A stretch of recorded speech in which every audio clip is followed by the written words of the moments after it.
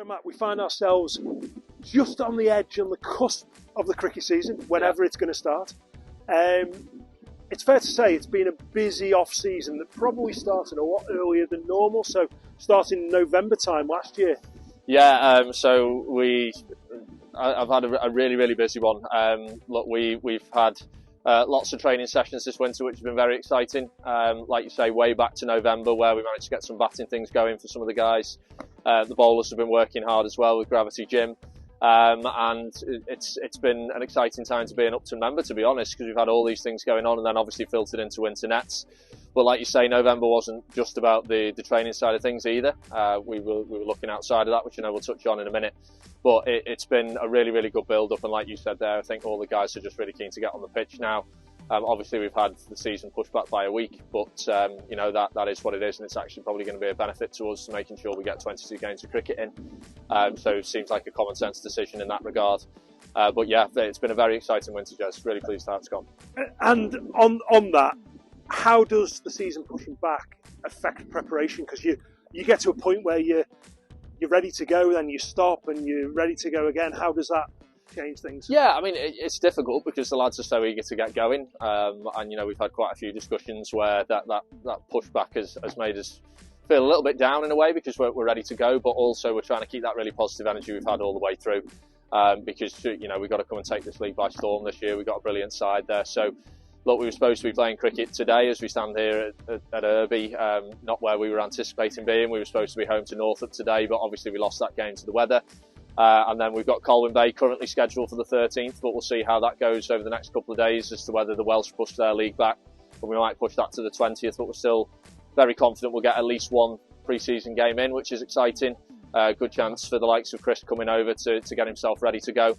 But yeah, the lads are still in really good spirits. I think it's exciting. We're all excited to get going. So yeah, looking forward to actually getting out on the pitch in a couple of weeks. And I think you might be getting a little bit excited of going to Colwyn Bay for an ice cream or something like that. You're off to Connors Quay next week, Matt, but we'll skip over that one. Yeah. And looking back at the winter, clearly there's been additions to the squad. How do you see those guys fitting in to the overall club picture? Yeah, I mean, look, the guys that have come in have done a brilliant job of settling in. I mean, I've touched on Chris already and Candid at the end there, but we've brought in Joe Williams, we've brought in Mike Yates and Uma Zeb as well. And all of those guys have been to winter sessions, shown a real energy, I would say is the word. They've come in and really hit the ground running, and it's added to our, in particular, our bowling attack. Not just for, you know, we're not just talking first 11 there, we're talking first and second team squad of bowlers now, which is really exciting. It's not just having first and second 11 bowlers, which I really like. There's lots of competition for places, and those guys have really brought their A game, I think, so far. Very excited to see how they go on the pitch, wherever that may be in the first week of the season, and hopefully in the pre-season as well. And I think it's very easy to focus on the bowling aspect of what's happened in terms of development over the off-season, but not losing focus on the batting side. Clearly, Chris McArthur coming back, a guy there who's got 2,500 runs in his 2 seasons previously. You've got the likes of Lee Dixon, who's now had a third of a season in Division 3 and strengthened through the activity batting unit from. So we'll resume after the camera nearly blown over. You Nice. Can tell how windy it is here at Irby today. But we're talking there about the strength in the batting unit. What are you looking for from those guys? Look, we need a bit of a step up, I think, is the key word. Like you say, bringing someone like Chris back to the club is brilliant for us. We know that he's someone who can score runs at our level. We know that he's someone who can score runs at Upton, so that's majorly exciting. And I'm sure everyone is looking forward to seeing him back on the pitch at Upton. Like you say, Dicko's had a chance to settle in now, and I know he's really keen to get going and looking to show us all what he can do and get those runs flowing again at Upton. But like you say, it's important the whole batting unit steps up a little bit. We didn't score enough runs last year, simple as.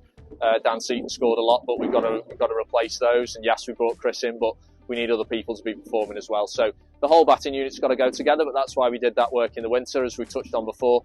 And look, we should be having guys scoring 600-700 runs plus quite comfortably in that batting unit. So excited to see how it goes, Jess.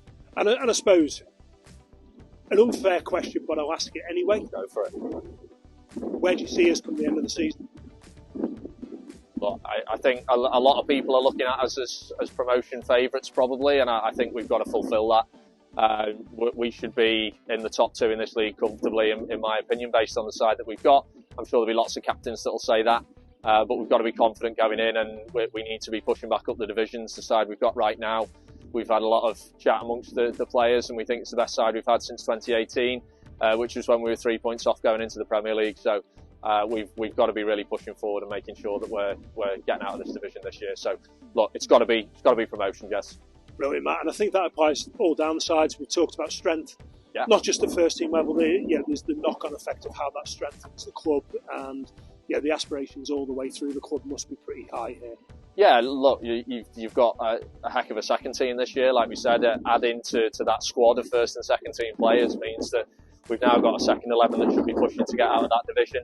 The bowling attack down there in particular looks incredibly strong, and I'm sure some of those batters will be looking to challenge the first 11 guys. So it's really healthy that we've got those things going on at the moment, Jez, and as that filters down, 3s and 4s will benefit from it as well. So it's a good time to be an Upton member, I think, with all these guys around the club, and hopefully we can, you've said it to me already, we could have 4 promotions on the last day and be having a great little party at the end of the season. So that's what we're looking for. It's very aspirational, of course, but there's no reason why we can't do it. Brilliant. Right, let's draw this interview to a close before the camera goes flying in this high wind. So thank you very much, Matt, and best of luck for the season. My pleasure, Jess. Thank you.